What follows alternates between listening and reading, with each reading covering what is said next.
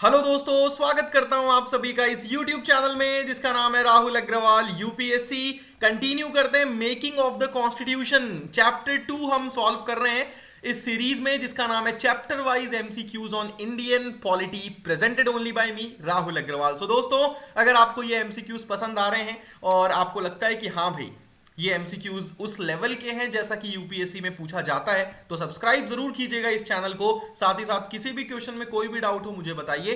पिछला जो चैप्टर था हिस्टोरिकल बैकग्राउंड, इसके 50 क्वेश्चंस हमने सॉल्व कर लिए हैं, तो इसके लिंक मैं डिस्क्रिप्शन में आपसे शेयर कर दूंगा, आप देख सकते हैं। चलिए क्वेश्चन नंबर 11। तो जैसा कि मैंने आपको पिछले वीडियो में बताया था कि भाई मेकिंग ऑफ द कॉन्स्टिट्यूशन में से जनरली जो क्वेश्चन पूछे जाते हैं वो कमिटीज और उनके चेयरमैन या फिर कॉन्स्टिट्यूएंट असेंबली के बारे में थोड़ा बहुत पूछ लिया जाता है। उतना ज्यादा इंपॉर्टेंट चैप्टर ये है नहीं, ठीक है। तो यहां पे एक साइड कमिटीज दी गई हैं और दूसरे साइड है उनके चेयरमैन। आपको मैच दी फॉलोइंग बेसिकली करना है। Press gallery committee, order of business committee, ad hoc committee on citizenship, linguistic provinces commission. So दोस्तों, प्रेस गैलरी कमिटी के चेयरमैन जो हैं उषा नाथ सेन, सो ए का होगा 2, ठीक है। देन उसके बाद ऑर्डर ऑफ बिजनेस कमिटी के चेयरमैन है के एम मुंशी, सो बी का होगा 3। सो 2 और 3 यहां पे सिर्फ एक ही जगह मैच कर रहा है, सो करेक्ट आंसर होगा इसका सी, ठीक है। रही बात एडहॉक कमिटी ऑन सिटीजनशिप के, तो इसके चेयरमैन एस वरदाचारी और साथ ही साथ लिंग्विस्टिक प्रोविंसेस कमीशन के चेयरमैन एस के डार।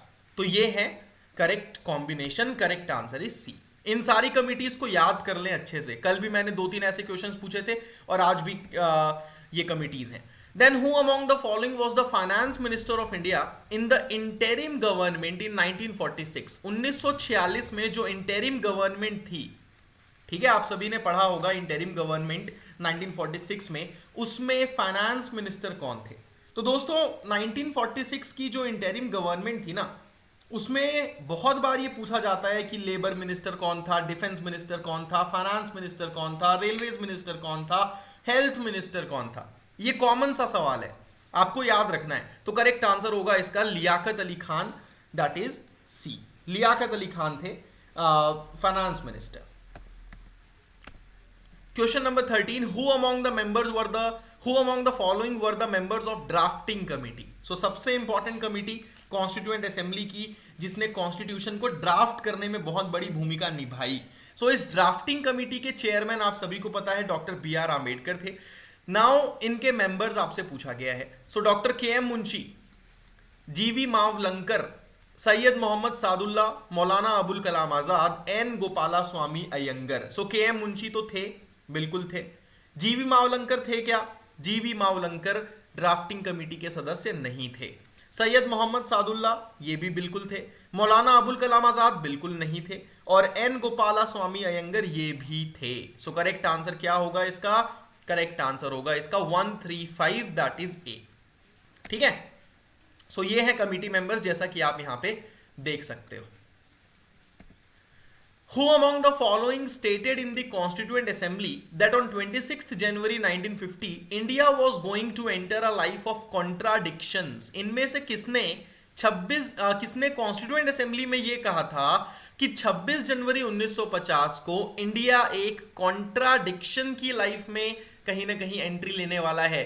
तो इसका आंसर होगा दोस्तों doctor B R Ambedkar. Okay, B R Ambedkar ने ये बोला था कि भाई 26 जनवरी 1950 को एक तरीके का कॉन्ट्राडिक्शन होगा। कॉन्ट्राडिक्शन कैसा होगा कि पॉलिटिक्स में तो इक्वालिटी होगी, लेकिन सोशल लाइफ में, इकोनॉमिक लाइफ में इनइक्वालिटी होगी।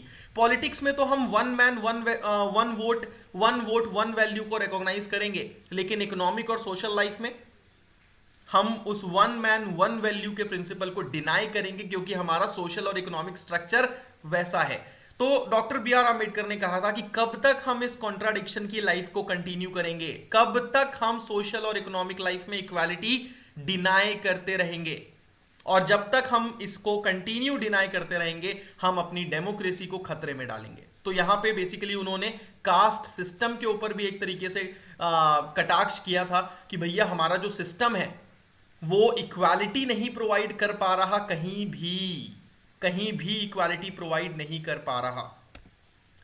अगला सवाल दोस्तों, consider the following statements about B N Rao. So B N Rao अब आप सोच रहे होंगे कि sir making of the constitution में BN राव से रिलेटेड क्वेश्चन क्यों है? क्योंकि BN राव क्या थे? कॉन्स्टिट्यूशनल एडवाइजर थे दोस्तों। ठीक है, BN राव जो थे वो कॉन्स्टिट्यूशनल एडवाइजर थे और इस वजह से इनके बारे में भी आपको पढ़ना पड़ेगा, इनके बारे में भी आपको थोड़ी बहुत नॉलेज तो होनी ही चाहिए। लीगल एडवाइजर थे ये। तो पहला statement, he was the constitutional adviser to the constituent assembly. सिर्फ यही देख के करेक्ट नहीं करना है, आगे भी पढ़ना है। And the member of drafting committee, drafting committee के मेंबर ये नहीं थे। Before joining the drafting committee he served as the PM of Jammu Kashmir. तो PM जरूर थे ये जम्मू कश्मीर के, लेकिन ड्राफ्टिंग कमिटी तो ज्वाइन की ही नहीं है ना, तो सेकंड भी गलत हो गया। He also assisted in drafting the early constitution of Burma, जो आज का म्यांमार है, तो उसका जो कॉन्स्टिट्यूशन था उसको ड्राफ्ट करने में इन्होंने असिस्ट किया था, बिल्कुल सही है। He advised not to use the clause due process, ठीक है, इन्होंने बोला था कि प्रोसीजर स्टैब्लिश्ड बाय लॉ उसी को कंटिन्यू करो, ड्यू प्रोसेस को कंटिन्यू नहीं करने की राय इन्होंने दी थी।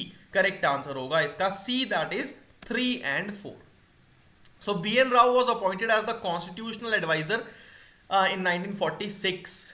तो बहुत बड़ी भूमिका इन्होंने निभाई थी। साथ ही साथ he was the first Indian judge in the International Court of Justice in 1950।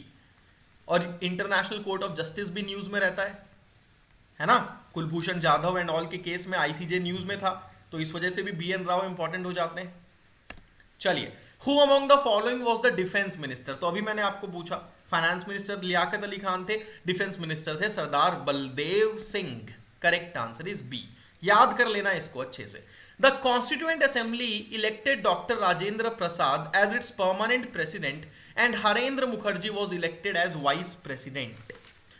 On 13th December 1946, Jawaharlal Nehru presented his well-known objectives resolution, which declared the determination of the Constituent Assembly for independent sovereign republic। तो second statement तो हम सभी को पता है कि जवाहरलाल नेहरू ने objective resolution present किया, पास किया, मूव किया, और उसे हम आज प्रियम्बल के नाम से जानते हैं। पहला स्टेटमेंट भी बिल्कुल करेक्ट है, डॉक्टर राजेंद्र प्रसाद को कॉन्स्टिट्यूएंट असेंबली का प्रेसिडेंट इलेक्ट किया गया था और HC मुखर्जी को इसका वाइस प्रेसिडेंट इलेक्ट किया गया था।